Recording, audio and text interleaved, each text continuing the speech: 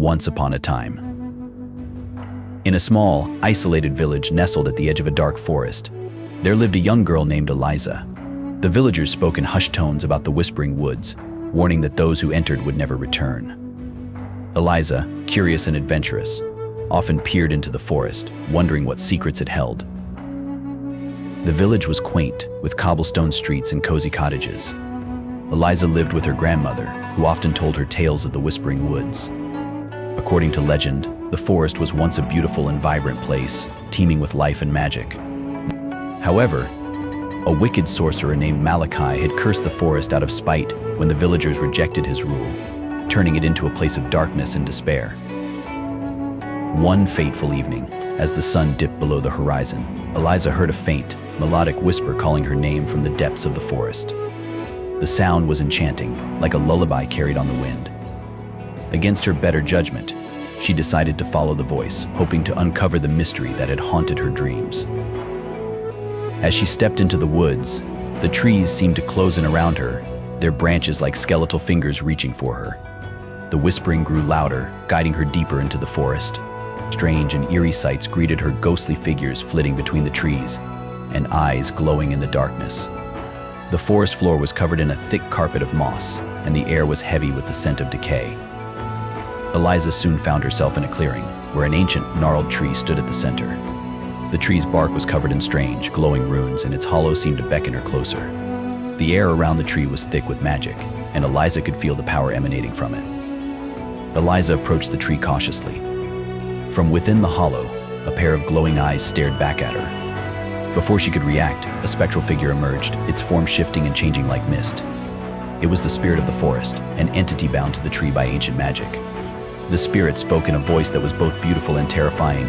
"I have been watching you, Eliza. You possess a pure heart and a brave soul. Will you help me break my curse and free the forest from its darkness?" Eliza, though frightened, felt a strange sense of duty. "What must I do?" she asked. The spirit explained that Malachi, the wicked sorcerer, had cursed the forest long ago, trapping the spirit within the tree. To break the curse, Eliza needed to retrieve a hidden amulet from Malachi's lair, deep within the woods. Armed with determination, Eliza ventured further into the forest, guided by the whispers of the spirit. The journey was perilous. She encountered eerie creatures, giant spiders with eyes that glowed like embers, wolves with shadows for fur, and twisted trees that moved of their own accord.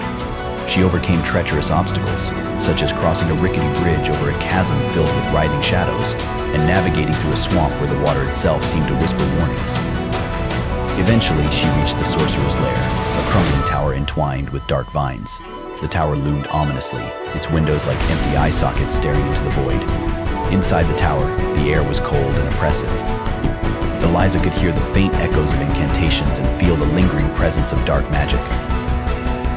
Eliza climbed the winding staircase to the top of the tower, where she found the amulet, glowing with an eerie light. As she reached for it, Malachi appeared, his eyes burning with malevolence. "You dare to steal from me," he hissed. Eliza, clutching the amulet, stood her ground. "I will free the forest and its spirit from your curse." With a burst of courage, she hurled the amulet at Malachi. As it struck him, the tower began to tremble and collapse. The sorcerer let out a deafening scream, disintegrating into dust.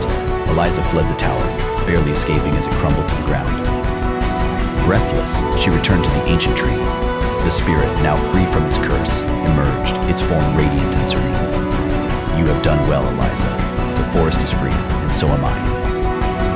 Eliza smiled, relieved and proud of her bravery. But as the spirit began to fade, its voice took on a sinister tone. "Now, it is your turn to guard the whispering woods." Before Eliza could react, she felt herself being pulled toward the tree. Her body turned to mist, merging with the tree's hollow. She realized, too late, that the spirit had deceived her.